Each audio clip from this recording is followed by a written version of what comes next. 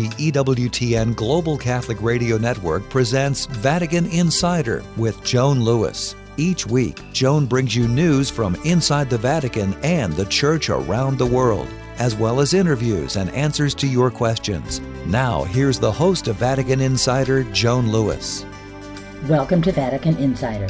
My special guests this week on Vatican Insider are two seminarians of the Pontifical North American College in Rome, Nicholas Monnin and Patrick Ernst of the diocese of Fort Wayne, South Bend. Now, we met during the October 2023 Synod on Synodality when I invited Bishop Kevin Rhoades of Fort Wayne, Patrick and Nicholas, and two Fort Wayne priests studying at NAC, Zane Langenbrunner and Samuel Anderson, for dinner. Now, every so often on Vatican Insider, my listeners know I feature stories on vocations, but I haven't done it in a while. And it's time to do that, especially after I learned of these wonderful stories last October over dinner. First of all, welcome to both of you. Thank you. Happy to be here. Now, I'm here today to talk to both of you about your path to the calling, to the vocation of priesthood. And it will be interesting to hear the similarities and perhaps even some differences on that path. Now, on that note, Patrick, tell us a bit about yourself, your family, your parish, your interests, hobbies. I grew up in on the south side of South Bend in Indiana. Okay, go Irish. Yeah. I come from a family of 6 people total, 3 siblings. I'm the youngest. And I grew up going to St. Matthew's Cathedral on the south side. I went to Marian High School. And then after that, I went to Franciscan University in Steubenville. Oh, good. And had a wonderful time there. And now my family and I currently go to St. Pius the 10th Church in Granger, which is a city just north of South Bend. Oh, I don't know that city. Yeah. I haven't been to South Bend, especially for a football game in a while, but, And Nicholas, the same basic information from you. Sure. So I also grew up in South Bend. My home parish, in fact, is the same, St. Matthew's Cathedral on the south side, although my family lives on the north side of the city. And I'm the youngest of 3 siblings. And I went to St. Joseph High School in South Bend, so the other kind of rival Catholic high school in South Bend. Yeah, and then after high school, I entered the college seminary right after graduation. And so I spent 4 years at Bishop Simon Brute College Seminary in Indianapolis. Oh. So I took philosophy classes at Marian University, and then I received formation at the college seminary. Oh, well, that's fascinating. If you had said that over dinner, I did not recall it. I'd love to know from each of you when, it sounds like you've just answered it, so when you first heard the call, but even how, who was important in your life, if it's God who calls you to the priesthood. Tell me about your calling. I would say mine began in high school, but I wasn't ready at the time. The vocations director at the time, for me, recommended that I go to college, and that was a very good decision. I needed that time just to mature and to grow into the man that I am now. I was first invited to go to a group in high school called the Melchizedek Project, a group that gets together every week and discusses Father Brett Brandon's book, To Save 1,000 Souls, with discussion questions and everything like that. I thought I had a better use of my time of course. during that group, of course, but the Lord planted that book in my life for a very special reason. And I went off to college, and that book found its way back to me. I somehow, stuffed it in my bag. It came back to me one night after playing pool, because that was the fun thing to do in college. And I started flipping through it, and the things that a priest does just lit this fire in my heart. And it was so enriching. I could see myself in my mind's eye hearing confessions, saying mass, immersing myself in studies here and there. And so I just really wanted to do the things that a priest does. And so I had no idea what that looks like. And I think that's why I said I needed that time in college for that thought to develop, and for that to discern. Yeah, and to discern and to talk to other people as well. And so, and people kept coming back to me and saying, "You should be a priest. You should be a priest." And I was like, "Well, okay." And I started to pray about it and take their opinions and their thoughts to heart. And it really, I think, solidified into at least a good calling to seminary. And so I took them up on it and discerned right after college to enter pre-theology. So I did my pre-theology at Mount St. Mary's in Emmitsburg, Maryland, right. And then was asked to come to the North American College, and now I'm in my 2nd year of formation here, so I'm really enjoying it here so far. Well, I'm definitely hearing the Lord's call in that. What a great story. Okay, and your call, and who was responsible in your life and important? Yeah, so I use the word organic to talk about my vocation story because a lot of my story comes from growing up in the parish and having a really good pastor in my parish who showed me the joy of the priesthood and a life lived for Christ. And so as a kid, that was just implanted in me, that seed of a man who was joyful living the priesthood vocation. Nicholas, joy is important for all of us. That's true. It's important for any vocation, and it can be a vocation of medicine. Joy is going to make others look at you. Doesn't the Bible say we're supposed to tell people the reason for our joy? That's right. So that is beautiful. Yeah, so joy really, it can be an instrument for evangelization, for sharing your life with Christ, because what people pick up on is that your joy comes from somewhere, some great well that they want to share in. They want to experience that too. So I experienced that in my life. My pastor was so joyful living his priestly vocation that even from the beginning, although I wouldn't have recognized it or been able to articulate it, certainly planted that seed for me. And then in high school, I had a powerful experience at one of our discernment retreats. We had a group of young men get together in Fort Wayne at St. Vincent de Paul Parish, and before the Blessed Sacrament, similar, Patrick, actually, to what you said, I imagined myself doing what a priest does. I brought up that image and allowed the Lord to work in that space. And the Lord just put on my heart this great peace, a desire to do His will, and He revealed my life to me. In a real way, what I asked the Lord in that moment was, Lord, is this a thing that I was made for? Because I think that's really the question. Sure. Like a vocation is a call that the Lord has put on your heart for you to get to heaven. It's the reason for your life. And the Lord showed that to me in some way in that moment of Eucharistic adoration. And then my life after that was a series of yeses. Oh. So I talked to the vocation director, and he said, okay, well, why don't you be a high schooler for a little bit and just continue to live your life and live out high school? And then after high school, I applied first to the seminary because that's where I thought the Lord was calling me. And I just kept saying yes. And after 4 years in the college seminary, Bishop Rhoades asked me to come study in Rome. Wow. And I said yes. And that's really the path of discipleship. In any case, is saying yes to the Lord as He opens doors to you. Now, Patrick, family. What is the role of family in this? Your parents, siblings, other relatives in a vocation? I was thinking about that just the other day because my family's coming in here to Rome pretty soon. They say it takes a village to raise a child. I would say it's true with the parish priest. I think it takes a village to raise someone in the seminary, just into parish life, and helping them coming to a mature discernment in his vocation. There comes a point in a man's vocation where he does a discernment up to a certain point, but then it becomes the church's part to discern whether that man is ready or not.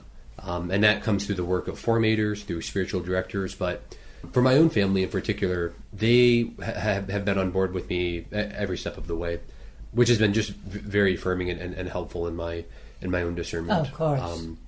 You have to know you have that backing. I think it's important that no matter what field of work, in this case a calling, one chooses, just to know mom and dad, brothers and sisters, neighbors, aunts and uncles, that they're behind you. That has to give you so much courage to continue, but joy. I think also. So, yeah. And there are some, I think with many careers and such, there are some uncertainties as to like how it may work out and where you may end up, but as long as you have your family behind you, I think you're set. Well, because also in the church, there's obedience, so that once you're ordained, you go back to your diocese, your bishop decides where you're going to be, maybe as an assistant pastor, maybe even as a chaplain. But in another life, the life of a doctor, lawyer, somebody else, people look at a corporate ladder they can travel up. So if you start at the lowest level, you know that if you work hard and love what you're doing, the next level's this, et cetera, et cetera. But with you all, it's a lot of obedience. So, and the same thing, Nicholas, your family. Yeah, my family has always been supportive of my vocation. I remember the first time I came home after I had a meeting with the vocation director, and I was just applying to the seminary, and my parents were cooking dinner, and they're like, "What was your meeting about?" I hadn't quite talked to them about how I was thinking about applying to the seminary. And when I had told them that I was really thinking seriously about applying, my parents were ecstatic. They really said, if you feel called to this, like we're behind you. We're with you. We support you all the way. And really, that's really what you need, I think. Sure. yeah, to help I us. love meeting the parents when there's the weekend of the diaconate ordination here, at the Basilica. I just love meeting the parents because I already know they're going to be stupendous people. I've known their son. Not that I know everyone by name, obviously, in your class, but still, I just know they're going to be great people. And the fact that obviously they're here in Rome for that moment is very, very special. Now, Nicholas, you kind of told us a minute ago about your path here to Rome, and it was the bishop who sent you. And what was your path here to Rome? I mean, to getting to the North American. For me, I was asked to consider coming here around a year before my time finished at pre-theology at Mount St. Mary's. And really at the end of the day, I couldn't find a reason to say no to coming over here. And so everything seemed to line up. I had my family's support as well. My diocese was on board with it. It seemed like a very simple decision for me. I really couldn't find a reason to say no, as I said. Anybody who has followed my blog and all my reports on church activities and the gazillions of pictures I've posted about life in Rome, etc., they know what a stupendous, beautiful city this is. It's stupendous for many reasons. You have ancient history, you have art and music, and looking at the ancient civilizations and the Catholic Church, 2,000 years of that, so it's exciting. But what does it mean for each of you as a seminarian to be in Rome as opposed to being in another seminary in America, or having continued your studies? Nicholas? I think I would highlight first the walk we have to classes every day. So we don't study at where we live. Corso Vittorio Emanuele, I'm guessing, is a big part of that. Exactly. So we walk into the city, to the university, and we walk by all these churches that have all these saints in them. So suddenly, we're celebrating a saint's feast day, and we could stop in not that far off of our path and stop in and see them and to spend some time with them and ask for their intercession. And so I think just the history of the church comes alive, John, just like you were saying. Like, we're walking the same streets that these saints walked. So in a real way, the history comes alive for us. And then, the church calendar comes alive as we're celebrating these saints that maybe we've never encountered in a real way, but somehow we're able to really get to know them and really get to live in the same city as them.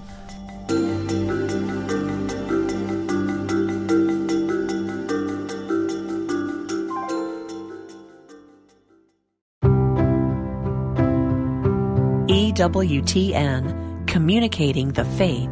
First of all, I would like to say that I'm so appreciative of EWTN. It has been a great help to me with respect to my Catholic faith, and I really rely on the great programs that EWTN offer us each and every day. Well, just thank you to EWTN. I was a fallen away Catholic, and listening to EWTN has brought me back, so thank you so much. Mother Angelica had a simple goal when she began EWTN: to reach the world with the gospel message. EWTN radio services transmit 24/7 on over 500 domestic and international AM and FM radio affiliates, satellite radio, and web streaming. We've never wavered from our mandate to proclaim the truth and majesty of the Catholic faith. Thank you for joining EWTN in this mission. There are a lot of ways to pray. When I was in the evangelical world, we didn't like rote prayers that the Catholics prayed. Nah, we wanted to say our own prayers. We thought that it was coming more from the heart. Any kind of prayer, whether it comes from the heart and is a loose connection of words, or it is a prayer that the church has had for centuries, is good because it is prayer. Welcome back to Vatican Insider. Here's Joan Lewis. Welcome back to part 2 of my conversation with Patrick Ernst and Nicholas Monnin, seminarians at the North American College from the Diocese of Fort Wayne, South Bend, as they tell us the beautiful stories of their vocation to the priesthood. Tell our listeners about the station churches. Sure. So the station churches is a tradition. It's a very old tradition in the church, but at the North American College, the seminarians revived this if I'm not mistaken, in the 70s, 60s or 70s, they revived it. And so every day during Lent, we celebrate Mass at a different church in the city. And a group will walk every morning in the dark streets of Rome to the different churches every day. And so we start on Ash Wednesday at Santa Sabina, the same church that the Holy Father celebrates his Ash Wednesday Mass. And the whole community will gather, and then every day during Lent we will walk in the dark streets of Rome every morning to a different place, and we'll go as far out as St. Paul outside the walls, which is an hour's walk. Oh, at least. And so you get there at sunrise, and it's just beautiful. It's a really beautiful way to enter into Lent, and to see a lot of beautiful churches that you otherwise might not have the opportunity to. Well, Lent is prayer, fasting, and almsgiving, and maybe they should add something about self-discipline to get up at those hours of the morning to get down to some of the other churches. I've just done a couple of the churches. I've never done the entire 6 weeks. I don't have that discipline, I guess. Each time I did it, it was so memorable because you also see ambassadors, you see teachers from schools, you see people who simply love this tradition, faithful Catholics. So it's a very, very meaningful. But other than something like that, what is very special about being in Rome for you as seminarians, as future priests? I think what's really important for us is to see the universality of the Church. So we see this in a number of ways. Of course, we're close to the Holy Father. I mean, our college is close to him. We can go to the Sunday audience, the Sunday Angelus any week, and to see him. We've been blessed in a number of opportunities to meet him personally, which is really a blessing. Right. Yeah. And so just the universality of seeing the Holy Father. But then even at our universities, we have students, we're not all Americans. In fact, my class is 150 students, and we come at the Gregorian University, and we have students from Africa and Asia and all over Europe and all over South America. So when you talk with them, their encounter of the Church, their understanding of the faith is just it's so different, but it's the same faith. But even how Mass or any liturgy is celebrated in a different culture, just learning about that. So, and for you, Patrick, some of the important elements for you being in Rome and then your future as a priest, what would you bring to your parish, having been here? Yeah, I would echo that and say the universality has helped me immensely. Seeing the Church outside of my diocese from which I'm studying has just been so rich, and even part of the mission of the North American College is to help its seminarians grow in love for the Roman Pontiff. And I was just like, man, to have that on our mission statement is incredible. I also can see St. Peter's, the dome of St. Peter's from my room, and sometimes I just have to stop and think, wow, like I'm really here. It's right across the street from my house, as you know. Yeah, talk about views. The room at the view. Yeah. And just meeting the Holy Father as well. It's like, it has really just helped widen my view of the Church as well. I, on occasion, hear him mention the North American College staff and seminarians at an Angelus on Sunday, and sometimes. Have you been received in a Wednesday audience? Because there's usually one meeting like that, too. There was one last year with all the seminarians of Rome. Oh, that's right. All the different seminaries. Yeah, where he kind of gave a exhortation to us to live in equilibrium and just helped us. Sure. He was very pastoral. I remember he was telling some stories of his time in the parish. And sure. So sharing some of those stories which you might not hear otherwise. And it's when he speaks off the cuff with those personal stories that you learn more about him. It was really beautiful to hear him share that, and sharing some of his encouragement and formation. Oh, sure. For us. And exactly. Yeah, it was beautiful. Now, I'd love to know from each of you your expectations for the priesthood. So you've got a couple more years to go. However, you have to be, as you're sitting here, you have expectations. Patrick? I have very, very good expectations for the strength of the priesthood. And I can only say that living here in Rome, seeing other men who I go to school with, other men whom I live with, of course, their witness to virtue, how they live, how they pray, it's very edifying day in and day out. The priests who live with us as well, the Holy Father, and all of that just contributes in some way. But I'm sure both of you have thought, and maybe even been shaken up by the idea of how many people in your life, your decades, God willing, as a priest, you will have an effect on. You will teach. You will preside at marriages. You will preside at funerals. You will have first communions. You will hear a confession. Does that ever, I don't know what word to use, overwhelm is too powerful, but does that ever kind of crawl through your mind? A little bit here and there. I remember a priest in a parish growing up saying, you never know what your words or actions might do or have an effect on someone. And that really just kind of blew my mind. But if someone ever kind of comes up to you and says, when you said something, this really moved me in this way, just to have that disposition of humility to be like, okay, like that's incredible. Give the Lord the glory that is due in that moment, and keep on moving forward. Sure. And your expectations for priesthood? Yeah, I'm very hopeful. I think that'd be the word I would say. I think just in my life, I've seen the ways that the Lord is able to use my gifts to bring an encounter between him and somebody else. So I look forward to the ways which I can't even imagine. They're just beyond my ability to imagine. The ways that the Lord will use my time here in Rome, my time before seminary, in seminary, and after seminary, to bring his love to his people. Sure. And so, Jesus' love knows no bounds. So in any way that I could be a conduit for that, and that's really what formation is about, to be a conduit between God's love and to his people. And that gives me a lot of hope, because the Lord loves his people so much. And so I look forward to seeing the ways, those providential ways, that the Lord continues to work through his priest. Oh, sure. And there's so many. Just a couple more things before our time runs out. And I can't overlook the fact that today there are problematic issues facing the church, and we have traditional media, we have social media, looking at sex abuse issues, divisions, what people are labeling as divisions between people they label as progressives and conservatives, or sometimes traditionals. The division on papal pronouncements or documents, etc. And sometimes I look at some of the stuff that I see, especially on social media, and it's like, oh my word, this is absolutely not the truth at all. What can I do?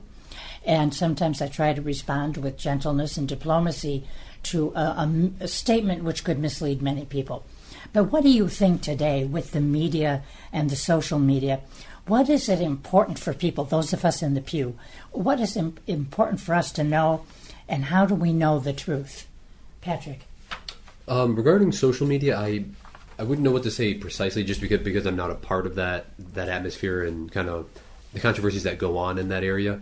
However, having encountered some people and knowing what they say, and you can tell they're kind of enmeshed in this sphere of friends that always kind of have that feeding into their conversation and their atmosphere. As a hopeful priest, I pray, helping them to know at the end of the day that they are loved by Jesus Christ. I think that is one of the most important means for them, amidst all of their anguish and whatever they may be thinking alongside their line of thought. I think there does exist some division in the church, and there's a lot of controversy about what people say in certain groups and factions. However, the priest, I think, is someone who is able to meet all of those people where they are. For us to learn that, I think, is very important, because we are, in some sense, mediators between them and Jesus. And so learning how to be that man to all of these people is kind of a daunting task. I kind of swallow when I hear that, and learning how to do that. But it's what I'm called to do, and I pray that the Lord will give me the grace to answer their questions, to bring them to the truth. Exactly.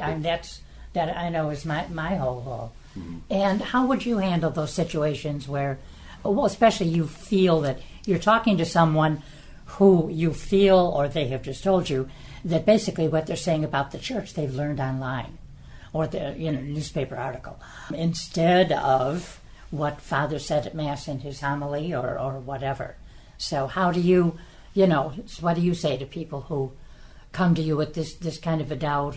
I think my first reaction, is to be happy that they came and asked the priest a question. Oh, sure. So, similar to what you were saying, the priest really is the first responder, and he's like he's in the battle with the people. If there's an issue, the parish priest is there, and so when the people have a question, the priest rejoices when someone comes and asks that question, as opposed to staying in a place of doubt or darkness or isolation, which can really often be the case in social media. Of course. For as connected as we are by different webs of the internet and media and everything else, but for all that we're connected, to often feel isolated.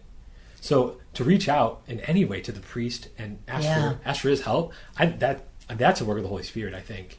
And Absolutely. so, I love, if someone were to come to me with a question about the faith, I'm overjoyed to hear that they cared enough to ask the question. And of course, the response is going to be dependent on what they're asking. But first of all, I would thank them for coming. Really, that's the first thing I think you would do. Yeah, exactly. Okay, now just the final question of our conversation, and that is, if there's a young man listening to this conversation who in the back of his mind had some little seed planted and maybe is thinking of a vocation, if you were sitting right next to him, what would you say? I would say the same thing that my home pastor told me growing up: prayer and the sacraments. Without that, you can't miss God's will. Wonderful. Very simply. Can't be any easier. And Nicholas? Yeah, I would say that God doesn't call the equipped; He equips the called. That's a kind of a trite saying, but it's really true. Because I remember when I was getting ready to go to seminary, I thought I had to be fully formed as a man and as a priest before I entered the seminary, which is just impossible. I thought I had to have my whole life figured out before I said yes. But no, it's actually the Lord forms you in order to say yes, and that's what happens in formation. So you don't have to enter seminary knowing exactly what your life's going to be or whether you're going to be a priest. The first discernment really is, am I called to be a seminarian? I think is really the first step of discernment. Do I think that the Lord is calling me to seminary? I think is an easier first step as opposed to, is the Lord calling me to be a priest? So that's what I would recommend. Well, I, for years, have prayed daily for vocations and for seminarians and for priests. But in any event, I want to thank the person not here tonight, and that is, of course, Bishop Rhoades, for sending the two of you to Rome. What a wonderful dinner we had, and what a wonderful conversation we just had. I know so many people are going to find joy and hope, the two words you used tonight. They're going to find joy and hope in our conversations. So God bless you both, and thank you for coming, and thank you very much, Nicholas. Thank you. Thank you. For more information on these stories, or to check out Joan's blog and to ask her a question, go to EWTN.com. That's EWTN.com. Thanks for listening to Vatican Insider on the EWTN Global Catholic Radio Network.